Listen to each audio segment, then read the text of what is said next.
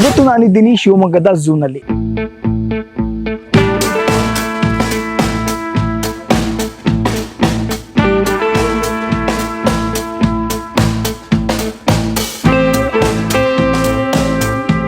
ನೇರವಾಗಿ ನಾವು ಬಂಡೀಪುರ ನಾಗರಹೊಳೆಯಲ್ಲಿ ಹೇಗೆ ಸಫಾರಿಯನ್ನು ನೋಡ್ತೀವಿ ಅದೇ ಮಾದರಿಯಲ್ಲಿ ಸಫಾರಿ ಕೂಡ ಇರುವಂಥದ್ದು.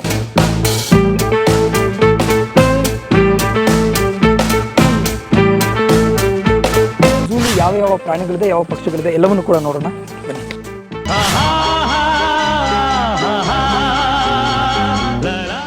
ಹಾಯ್ ಹಲೋ ಎಲ್ರಿಗೂ ಕೂಡ ನಮಸ್ಕಾರ. ವಿಶೇಷ ಕಾರ್ಯಕ್ರಮಕ್ಕೆ ಸ್ವಾಗತ. ನಾನು ನಿಮ್ಮ ಸುರೇಶ. ಇವತ್ತು ನಾನಿದ್ದೀನಿ ಶಿವಮೊಗ್ಗದ ಝೂನಲ್ಲಿ. ಮೊದಲಿಗೆ ಇದು ಹುಲಿಧಾಮ ಜೊತೆಗೆ ತಾವರೆಕೊಪ್ಪದ ಒಂದು ಝೂ ಕೂಡ ಆಗಿರುವಂಥದ್ದು, ಸಫಾರಿ ಕೇಂದ್ರವೂ ಕೂಡ ಆಗಿದೆ.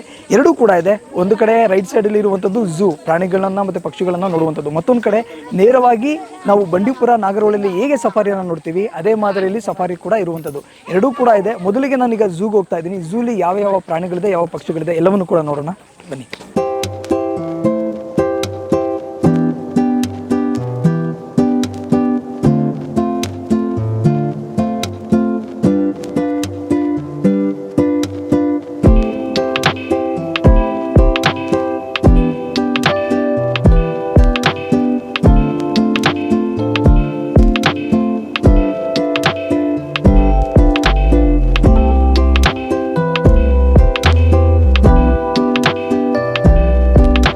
ಎಸ್, ಶಿವಮೊಗ್ಗ ಝೂಲಿದ್ದೀವಿ. ಈಗ ನನ್ನೊಟ್ಟಿಗಿದ್ದಾರೆ ಕಾರ್ಯನಿರ್ವಾಹಕ ನಿರ್ದೇಶಕರಾಗಿರುವಂಥ ಮುಕುಂದ್ ಸರ್. ಈಗ ಸರ್, ಮೊದಲಿಗೆ ನಿಜಕ್ಕೂ ಕೂಡ ತುಂಬ ಖುಷಿ ಆಯ್ತು ಆ್ಯಕ್ಚುಲಿ ಝೂನ ನೋಡಿ. ಅದಕ್ಕೆ ಕಂಗ್ರ್ಯಾಚುಲೇಟ್ ಮಾಡ್ತೀನಿ. ಯಾಕೆ ಅಂತಂದರೆ ಒಂದು ಝೂಲಿ ಕೇವಲ ಪ್ರಾಣಿಗಳನ್ನು ಮಾತ್ರ, ಅಂದರೆ ಒಂದು ಝೂಲಿ ಮೃಗಾಲಯ ನೋಡ್ಕೊಂಡು ಬರುವಂಥದ್ದು ಒಂದು ಮಾತ್ರ ಪಾರ್ಟ್ ಇರುತ್ತೆ. ಆದರೆ ಸೆಕೆಂಡ್ ಪಾರ್ಟಲ್ಲಿ ಅದೇ ಇನ್ನೊಂದು ಕಡೆ ಎಡಭಾಗದಲ್ಲಿ ಆ್ಯಕ್ಚುಲಿ ಸಫಾರಿ ಇದೆ ಅಂತಂದರೆ ಅದಷ್ಟು ಸುಲಭ ಅಲ್ಲ ಸರ್ ಮೇಂಟೈನ್ ಮಾಡುವಂಥದ್ದು. ಸರ್, ಹೇಗೆ ಆ್ಯಕ್ಚುಲಿ ಇದೆಲ್ಲವೂ ಕೂಡ ಪ್ಲ್ಯಾನಿಂಗ್ ಹೇಗೆ ಆಯಿತು ಮತ್ತು ಹೇಗಿದು ನಿರ್ವಹಣೆ ಆಗ್ತಾಯಿದೆ sir? Okay, thank you sir. 1988ರಲ್ಲಿ 1988 ಇಲ್ಲಿ ಒಂದು ಮೃಗಾಲಯವನ್ನು ಸ್ಟಾರ್ಟ್ ಮಾಡ್ತಾರೆ. 1990ರಲ್ಲಿ ಸಫಾರಿ ಕೂಡ ಇಲ್ಲಿಗೆ ಬರುತ್ತೆ. ಇದು ಬರಲಿಕ್ಕೆ, ಮೃಗಾಲಯ ಬರಲಿಕ್ಕೆ ಮುಂಚೆ ಶಿವಮೊಗ್ಗ ಗಾಂಧಿ ಪಾರ್ಕ್ನಲ್ಲಿ ಪ್ರಾಣಿಗಳನ್ನೆಲ್ಲ ಇಟ್ಟು ನೋಡ್ತಾ ಇರ್ತಾರೆ. ಬಟ್ ಸೆಂಟ್ರಲ್ ಝೂ ಅಥಾರಿಟಿಯ ಕೆಲವು ಗೈಡ್ಲೈನ್ಸ್ ಪ್ರಕಾರ ಪ್ರಾಣಿಗಳನ್ನು ಹೆಂಗಂದ್ರಂಗೆ ಸಾಕಕ್ಕೆ ಬರಲ್ಲ ಅನ್ನೋ ದೃಷ್ಟಿಯಿಂದ ಆ ಝೂ ಕ್ಲೋಸ್ ಆಗಿದ್ದಕ್ಕೆ ಇಲ್ಲಿ ಓಪನ್ ಮಾಡ್ತಾರೆ. ಎರಡನೇದಾಗಿ ಇಲ್ಲಿ ಇದು ನಮ್ಮದು ಒಟ್ಟು 250 ಹೆಕ್ಟೇರ್ ಜಾಗ ಇದೆ. 250 ಹೆಕ್ಟೇರ್ಸ್ ಜಾಗ ಇದೆ. ಈ ಜಾಗದಲ್ಲಿ ನೀವು ಹೇಳಿದಾಗ ಎರಡು ಭಾಗ, ಒಂದು ಮೃಗಾಲಯ ಭಾಗ, ಇನ್ನೊಂದು ಸಫಾರಿ ಭಾಗ ಇದೆ.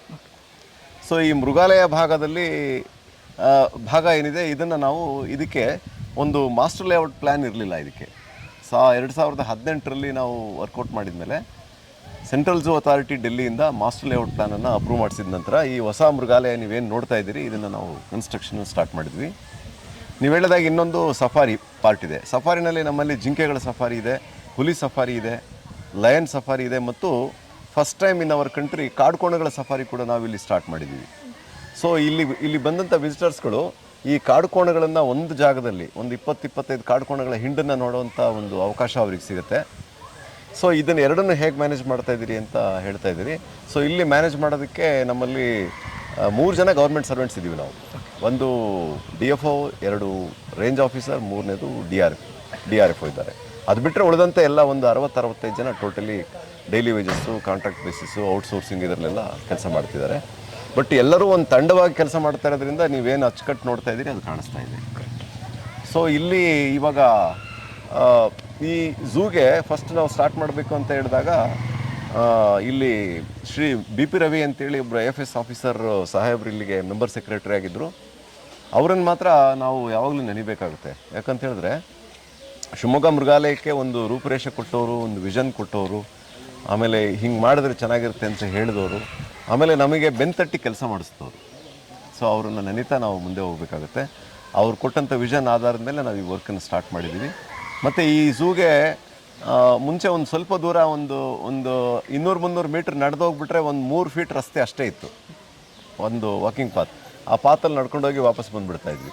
ಬಟ್ ಈಗ 2 ಕಿಲೋಮೀಟ್ರ್ ನಿಮಗೆ ಸಾಧಾರಣ 30 ಅಡಿ ಅಗಲದ ರಸ್ತೆಯನ್ನು ನಾವು ನಿರ್ಮಾಣ ಮಾಡಿ ಎರಡೂ ಬದಿನಲ್ಲಿ ಹೊಸ ಮೃಗಾಲಯದ ಆವರಣಗಳನ್ನು ನಾವು ಮಾಡಿದ್ದೀವಿ. ಜನಗಳು ನಡೆದು ನೋಡಿ ಎಂಜಾಯ್ ಮಾಡ್ಬೋದು. ಮುಂದಿನ ದಿನಗಳಲ್ಲಿ ಬಗ್ಗಿಸ್ ಕೂಡ ಇಲ್ಲಿ ಇಂಟ್ರೊಡ್ಯೂಸ್ ಮಾಡುವಂಥ ಒಂದು ಯೋಜನೆ ಇದೆ. ಸೊ ಇನ್ನೊಂದು ಯೂನಿಕ್ ಅಂತ ಹೇಳಿದ್ರೆ ನಮ್ಮಲ್ಲಿ ಒಂದು ಒಳ್ಳೆ ಮ್ಯೂಸಿಯಂ ಇದೆ, ಟ್ಯಾಕ್ಸಿಡರ್ಮಿ ಮ್ಯೂಸಿಯಂ ಇದೆ. ಸೊ ಅದು ಕೂಡ ಒಂದು ವಿಶೇಷವಾಗಿದೆ. ನನಗೆ ತಿಳಿದ ಮಟ್ಟಿಗೆ ಕರ್ನಾಟಕದ ಯಾವುದೇ ಮೃಗಾಲಯಗಳಲ್ಲಿ ಆ ಥರದ್ದೊಂದು ಮ್ಯೂಸಿಯಂ ವ್ಯವಸ್ಥೆ ಇಲ್ಲ. ಮತ್ತು ಮಕ್ಕಳಿಗೆ ಚಿಲ್ಡ್ರನ್ ಪಾರ್ಕ್ ಇದೆ. ಆಮೇಲೆ ಸಫಾರಿ ಬನ್ನರ್ಘಟ್ಟದಲ್ಲಿದೆ. ಬನ್ನರ್ಘಟ್ಟದಲ್ಲಿ ಸಫಾರಿ ಮತ್ತು ಮೃಗಾಲಯ ಎರಡೂ ಇದೆ. ಇಲ್ಲಿ ಕೂಡ ಎರಡನೇದು ನಮ್ಮದು. ಸೊ ಇಂಥ ಒಂದು ವ್ಯವಸ್ಥೆ ಇದೆ. ಮತ್ತೇನು ಹೇಳಿ ಸರ್, ಆ್ಯಕ್ಚುಲಿ ಈ ಸ್ಪ್ರಿಂಕಲ್ಸ್ ಆ್ಯಕ್ಚುಲಿ ಯಾಕೆ ಅಂತೇಳಿ ಅಂದರೆ ಪ್ರವಾಸಿಗರಿಗೆ ನೋಡೋದಕ್ಕೆ ಆ್ಯಕ್ಚುಲಿ ಮೂವ್ ಆಗ್ತಾ ಇದೆ. ನಾವು ಇದನ್ನು ನೋಡೋದು ಆ್ಯಕ್ಚುಲಿ ಪ್ರಾಣಿಗಳಿಗೆ ತುಂಬ ಶೆಕೆ ಆಗುತ್ತೆ ಅಂದಾಗ ಸ್ಪ್ರಿಂಕಲ್ಸ್ಗಳನ್ನ ಹಾಕಿ ಕೂಲ್ ಮಾಡುವಂಥದ್ದಾಗುತ್ತೆ. ಬಟ್ ಇಲ್ಲಿ ಜನಗಳಿಗೆ ಆ್ಯಕ್ಚುಲಿ ಸ್ಪ್ರಿಂಕಲ್ಸ್ ಇದೆ ಆ್ಯಕ್ಚುಲಿ. ಹೌದು, ಇದೇನಾಗಿದೆ ಅಂತ ಹೇಳಿದ್ರೆ ನೀವು ಹೇಳೋದಂಗೆ ಕರೆಕ್ಟು. ಎಲ್ಲ ಆವರಣಗಳಲ್ಲೂ ಕೂಡ ನಾವು ಇದೇ ರೀತಿ ಒಂದು ವಾಟರ್ ವ್ಯವಸ್ಥೆ ನಾವು ಮಾಡಿದ್ದೀವಿ. ಎಲ್ಲ ಪ್ರತಿಯೊಂದು ಪ್ರಾಣಿ ಪಕ್ಷಿಗೂ ಸ್ಪೆಷಲಿ ಸಮ್ಮರಲ್ಲಿ ಅದನ್ನು ಮಿಟಿಗೇಟ್ ಮಾಡೋದಕ್ಕೆ, ಸಮ್ಮರ್ನಲ್ಲಿ ಆಗುವಂಥ ಒಂದು ಉಷ್ಣತೆಯನ್ನು ಅವು ತಡ್ಕೊಳ್ಳೋದಕ್ಕೆ, ಅವಕ್ಕೆ ಸಹಾಯ ಮಾಡೋದಕ್ಕೆ ಈ ವ್ಯವಸ್ಥೆ ಮಾಡಿದ್ದೀವಿ. ಇಲ್ಲಿ ಯಾಕೆ ಹಿಂಗೆ ಮಾಡಿದ್ದೀವಿ ಅಂತ ಹೇಳಿದ್ರೆ ಪ್ರವಾಸಿಗರು ಕೂಡ ನಡೆದು ಬರ್ತಾರಲ್ಲ, ನಡೆದು ಬಂದಾಗ ಅವರಿಗೆ ಸುಸ್ತು ಅನಿಸಿದ್ರೆ, ಆಮೇಲೆ ಸ್ಪೆಷಲಿ ಮಕ್ಕಳು ಈ ಮಿಸ್ಟಲ್ಲಿ ಅವ್ರು ಆಟ ಆಡೋದು ಭಾಳ ಇಷ್ಟಪಡ್ತಾರೆ. ಸೊ ನಮ್ಮಲ್ಲಿ ಒಂದು ಪ್ರಾಣಿಗಳನ್ನು ಚೆನ್ನಾಗಿ ನೋಡ್ಕೋಬೇಕು ಅನ್ನೋದು ಮೊದಲ ಆದ್ಯತೆ ಯಾವುದೇ ಮೃಗಾಲಯಕ್ಕೆ, ಸಫಾರಿಗೆ. ಅದು ಬಿಟ್ಟರೆ ನೆಕ್ಸ್ಟ್ ನಮಗೆ ವಿಸಿಟರ್ಸೇ, ಪ್ರವಾಸಿಗರ ಸೌಕರ್ಯವನ್ನು ನಾವು ಚೆನ್ನಾಗಿ ನೋಡ್ಕೋಬೇಕಲ್ಲ. ಹಾಗಾಗಿ ಪ್ರವಾಸಿಗರಿಗೆ ಏನು ಬೇಕಾಗುತ್ತೆ, ಯಾವುದು ಅವ್ರಿಗೆ ಖುಷಿ ಅನಿಸುತ್ತೆ, ಯಾವ ಒಳ್ಳೆ ಎಕ್ಸ್ಪೀರಿಯನ್ಸ್ ತಗೊಂಡು ಹೋಗೋದಕ್ಕೆ ಏನು ಯೋಚನೆ ಮಾಡ್ಬೋದು ಅನ್ನೋದ್ರ ಬಗ್ಗೆನೇ ಯೋಚನೆ ಮಾಡ್ತೀವಿ. ಅದಕ್ಕೋಸ್ಕರ ಇದನ್ನು ಮಾಡಿದ್ದೀವಿ. ಓಕೆ, ಅದಕ್ಕೆ ಕಾಡುಕೋಣ ಬಗ್ಗೆ ಮಾತಾಡ್ತಿದ್ವಿ ಸರ್. ತುಂಬ ರೇರ್ ಆ್ಯಕ್ಚುಲಿ ನಮಗೆ ಆ ಥರ ಒಂದು ಸಫಾರಿ. ರೇರ್ ಅಂದರೆ ಆಲ್ಮೋಸ್ಟ್ ನಮ್ಮ ಇಂಡಿಯಾದಲ್ಲೇ ಎಲ್ಲೂ ಇಲ್ಲ ಅಂತ ಅನಿಸುತ್ತೆ ಆ ಥರ ಒಂದು ಸಫಾರಿ. ಸೊ ಅದು ಮೇಂಟೆನೆನ್ಸ್ ಹೆಂಗಾಗುತ್ತೆ ಸರ್ ಆ್ಯಕ್ಚುಲಿ ಕಾಡ್ಕೋಣ ಸಫಾರಿ? ಹೌದು, ಕಾಡ್ಕೋಣಗಳ ಸಫಾರಿಗೆ ಒಟ್ಟು ಒಂದು 30 ಹೆಕ್ಟೇರ್ ಜಾಗದಲ್ಲಿ ನಾವು ಮಾಡಿದ್ವಿ. ಕಾಡ್ಕೋಣ ಸಫಾರಿ ಸುತ್ತಲೂ ಯಾವುದೇ ರೀತಿ ಒಂದು ಮೆಶ್ ಬೇಲಿನ ನಾವು ಮಾಡಿಲ್ಲ. ಓಕೆ, ಒಂದು ಮೋಟ್ ವಾಲ್ ಕಾನ್ಸೆಪ್ಟಲ್ಲಿ ಮಾಡಿದ್ದೀವಿ. ಅಂದರೆ ಒಂದು ಸುತ್ತಲೂ ಕಂದಕ ತೆಗೆದು ಅದಕ್ಕೆ ಒಂದು ಮೋಟ್ ವಾಲ್ ಮಾಡಿದ್ವಿ. ಜಸ್ಟ್ ಸಡನ್ನಾಗಿ ಜನಕ್ಕೆ ನೋಡಿದರೆ ಸುತ್ತಲೂ ಯಾವುದೇ ಬೇಲಿ ಇಲ್ಲ, ಒಂದು ಐಲ್ಯಾಂಡ್ ಕ್ರಿಯೇಟ್ ಮಾಡಿದ್ದೀವಿ. ನ್ಯಾಚುರಲ್ ಕಾಡಿನಲ್ಲಿದ್ದಾವೇನೋ ಅನ್ನೋ ಒಂದು ಫೀಲ್ ಬರುತ್ತೆ. ಓಕೆ. ಸೊ ಕಾಡ್ಕೋಣಗಳ ಸಫಾರಿ ಮೇಂಟೆನೆನ್ಸ್ ಕೂಡ ಅವು ಅರ್ಬಿವರ್ಸ್ ಆಗಿರೋದ್ರಿಂದ ಅದಕ್ಕೆ ಫುಡ್ ಬೇಕಾಗಿರ್ಬೋದು, ನೀರು ಬೇಕಾಗಿರ್ಬೋದು. ಅದನ್ನು ಏನು ಅವಾಗ ಅವಶ್ಯಕತೆ ಇದೆ ಅದಷ್ಟನ್ನು ನಾವು ಅವಕ್ಕೆ ಒದಗಿಸ್ತೀವಿ. ನೀರಿನ ಕೊರತೆ ಇಲ್ಲ, ಆಹಾರದ ಕೊರತೆ ಇಲ್ಲ, ಹಸಿರು ಮೇವು ಬೇಕಾಗುತ್ತೆ. ಮತ್ತು ಸಾಧಾರಣ ಈ ದನಗಳಿಗೆ ಕೊಡೋಂಥ ಫೀಡ್ ಫಾಟರ್ಸ್ ಎಲ್ಲ ಬೇಕಾಗುತ್ತೆ. ಅದೆಲ್ಲವನ್ನು ಕೊಡ್ತೀವಿ. ಇದು ನೋಡ್ಕೊಳ್ಳೋದಕ್ಕೆ ಡಾಕ್ಟ್ರ್ ಇದ್ದಾರೆ, ಸಿಬ್ಬಂದಿ ಇದ್ದಾರೆ, ಅದಕ್ಕೆ ಕೀಪರ್ಸ್ಗಳಿದ್ದಾರೆ. ಮತ್ತು ನಮ್ಮ ರೇಂಜ್ ಆಫೀಸರ್ನು ಕ್ಯೂರೇಟರ್ ಅಂತೇಳಿ ಕರಿತೀವಲ್ಲ, ಅವರು ಗಮನಿಸ್ತಾರೆ. ನಾವು ಕೂಡ ಫ್ರೀಕ್ವೆಂಟಾಗಿ ನೋಡ್ತೀವಿ. ಸೊ ತೊಂದರೆ ಇಲ್ಲ, ಚೆನ್ನಾಗಿದೆ. ಓಕೆ, ಇದ್ರ ಜೊತೆಗೆ ಅಂದರೆ ಈಗ ನಾವು ಕಾಡ್ಕೋಣ ಅದನ್ನು ನೋಡಬೇಕು ಅಂತ ಹೋದ ಸಂದರ್ಭದಲ್ಲಿ ಒಂದು ವೆಹಿಕಲ್ ಇದು ಮಾಡ್ತೀವಲ್ಲ, ಅಂದರೆ ಡೈರೆಕ್ಟಾಗಿ ನಾವು ಅದನ್ನು ನೋಡ್ಕೊಂಡು ಹೋಗುವಂಥದ್ದು. ಅಂದರೆ ಈಗ ಹುಲಿ ಆಗಿರ್ಬೋದು, ಸಿಂಹ ಆಗಿರ್ಬೋದು, ಅಂದರೆ ನಾವು ವೆಹಿಕಲ್ ಹೋಗ್ತಾರೆ, ಅದು ಒಂದು ಹಂಗೆ ನಡ್ಕೊ ಬರ್ತಾ ಇರುತ್ತೆ ಅದು ಆ್ಯಕ್ಚುಲಿ. ಹೌದು ಹೌದು ಹೌದು, ಖಂಡಿತ. ಸಫಾರಿ ಕಾನ್ಸೆಪ್ಟೇ ಅದು ಆ್ಯಕ್ಚುಲಿ. ಈಗ ಏನಾಗುತ್ತೆ, ಈಗ ನೋಡಿ ಫಾರ್ ಎಕ್ಸಾಂಪಲ್ಲು, ಈಗ ನಮ್ಮ ಬಂಡೀಪುರ ಸಫಾರಿ ಇರ್ಬೋದು ಅಥವಾ ಬೇರೆ ಭದ್ರಾ ಸಫಾರಿಗಳಿರ್ಬೋದು, ಇಲ್ಲೆಲ್ಲ ಏನಾಗುತ್ತೆ ಅಂತ ಹೇಳಿದ್ರೆ ವಿಸಿಟರ್ಸ್ ಸಂಖ್ಯೆ ಸಿಕ್ಕಾಪಟ್ಟೆ ಜಾಸ್ತಿ ಆದರೆ ಒಂದು ರೀತಿ ಸ್ಟ್ರೆಸ್ಸಿಗೆ ಹೋಗ್ತವೆ, ಕರೆಕ್ಟ್ ಹೋಗುವಂಥ ಅವಕಾಶಗಳಾಗ್ಬಿಡುತ್ತೆ. ಇಲ್ಲೇನಾಗುತ್ತೆ ಅಂತ ಆದರೆ ಅದರ ಜೊತೆಗೆ ಜನಗಳಿಗೂ ಕೂಡ ಆ ಪ್ರಾಣಿಗಳ ಬಗ್ಗೆ ಮಾಹಿತಿ ಕೊಡುವಂಥದ್ದು, ಅದನ್ನು ತೋರಿಸೋವಂಥದ್ದು ತುಂಬ ಅವಶ್ಯಕತೆ ಇದೆ. ಅದರಲ್ಲೂ ಮುಂದಿನ ಜನ್ರೇಷನ್ಗೆ ಪ್ರಾಣಿಗಳ ಕನ್ಸರ್ವೇಷನ್ ಯಾಕೆ ಬೇಕು ಅನ್ನೋ ದೃಷ್ಟಿ ಬಂದಾಗ ಒಂದು ಎಜುಕೇಷನ್ ಸೆಂಟ್ರಾಗಿ ಮೃಗಾಲಯಗಳು, ಸಫಾರಿಗಳು ಕೆಲಸ ಮಾಡ್ತವೆ. ಈ ಪಾಯಿಂಟ್ಸ್ಗಳು, ಈ ಪಾಯಿಂಟ್ಸ್ ದೃಷ್ಟಿಯಿಂದ. ಆದರೆ ಹಾಗಂತ ಅವುಗಳನ್ನು ಯಾವಾಗಲೂ ಕೂಡ ಹಾಕಿದ ಸ್ಥಿತಿನಲ್ಲಿ ನಾವು ನೋಡಬಾರ್ದು. ಅದೇ ಸಫಾರಿಯಲ್ಲಿ ಏನು ಮಾಡ್ತೀವಿ ಅಂತ ಹೇಳಿದ್ರೆ, ಒಂದು ದೊಡ್ಡ ಎನ್ಕ್ಲೋಜರ್ ಆವರಣದಲ್ಲಿ ಅವು ಫ್ರೀಯಾಗಿ ಸ್ವಚ್ಛಂದವಾಗಿ ಓಡಾಡ್ತಿರ್ತವೆ. ಅದರೊಳಗಡೆ ನಾವು ಜೀಪ್ನಲ್ಲಿ, ಬಸ್ನಲ್ಲಿ ಹೋಗ್ತೀವಿ, ಅವಾಗ ಅವು ಹತ್ತಿರ ಬರ್ತವೆ, ಅವಕ್ಕೆ ಹೆಂಗೆ ಸರಿ ಅನಿಸುತ್ತೋ ಹಂಗೆ ಇರ್ತವೆ. ಅಂದರೆ ಇಲ್ಲಿ ಏನಂದರೆ, ನಾವು ಒಂದು ಕೇಜಲ್ಲಿ ಇರ್ತೀವಿ, ಅಂದರೆ ಅದು ಜೀಪ್ ಆಗ್ಬೋದು, ಬಸ್ ಆಗ್ಬೋದು, ಆದರೆ ಪ್ರಾಣಿ ಫ್ರೀಯಾಗಿ ಮೂವ್ ಆಗ್ತಾ ಇರುತ್ತೆ. That is the safari concept. ಅದರಿಂದ ಈ ದೃಷ್ಟಿಯಿಂದ ಅದಕ್ಕೂ ಖುಷಿ ಆಗುತ್ತೆ, ನಮಗೂ ಕೂಡ ಮಾಹಿತಿ ಸಿಕ್ಕಂಗಾಗುತ್ತೆ. ಸೊ ಇದು ಬೇಸಿಕ್ಲಿ ಒಂದು ಜಾಗನ, ಅಥವಾ ಈಗ ನಾವು ಎಕ್ಸಾಂಪಲ್ ಈಗ ಮೈಸೂರಲ್ಲಿ ಝೂ ಅಂತ ಇದೆ, ಅಂದರೆ ಔಟ್ ಆಫ್ ಸಿಟಿಲಿದೆ, ಒಂದು ಜಾಗನ ಆ್ಯಕ್ಚುಲಿ ಕಂಪ್ಲೀಟ್ ಅದನ್ನು ರೌಂಡ್ ಅಪ್ ಮಾಡಿ ಅದರೊಳಗೆ ಪ್ರಾಣಿಗಳನ್ನ ಇರಿಸುವಂಥ ಕೆಲಸ ಆಗಿದೆ. ಬಟ್ ಇದು ಫಾರೆಸ್ಟಾ ಅಥವಾ ಒಂದು ಜಾಗನ ಸ್ಥಳನ ಸರ್? ಇದು ಒರಿಜಿನಲಿ ಈಗ ನಾವಿರೋವಂಥ ಜಾಗ ಏನಿದೆ 250 ಹೆಕ್ಟೇರ್, ಇದು ಫಾರೆಸ್ಟ್ ಲ್ಯಾಂಡೇ. ಓಕೆ. ಆದರೆ 250 ಹೆಕ್ಟೇರ್ ಜಾಗಕ್ಕೂ ಕೂಡ ಮುಂಚೆ ತಾವು ಹೇಳಿದಾಗೆ ಎಲ್ಲದಕ್ಕೂ ಸುತ್ತಲೂ ಬೇಲಿ ಮತ್ತು ವಾಲ್ ಇರಲಿಲ್ಲ.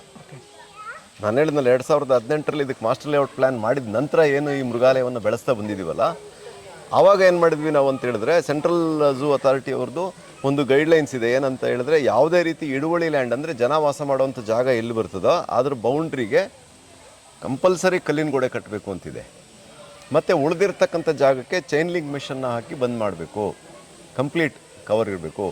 ಒಂದು ವೇಳೆ ಅನಿಮಲ್ ಏನಾದರೂ ತಪ್ಪಿಸ್ಕೊಳ್ತು ಅಂತ ತಿಳ್ಕೊಳ್ಳಿ, ಅದು ನಮ್ಮ ಆವರಣದಲ್ಲೇ ಇರಬೇಕು, ಅದು ಹೊರಗಡೆ ಹೋಗಬಾರ್ದು. ಮತ್ತು ನಮಗೊಂದು ಬೌಂಡ್ರಿ ಡಿಮಾರ್ಕೇಷನ್ ಬೇಕು. ಇದನ್ನು ಫುಲ್ಫಿಲ್ ಮಾಡೋದಕ್ಕೋಸ್ಕರ ನಾವು ಎಂಟೈರ್ 6 ಕಿಲೋಮೀಟರ್ ನಮ್ಮದು ಏರಿಯಾನ ನಾವು ಕವರ್ ಮಾಡಿದ್ದೀವಿ.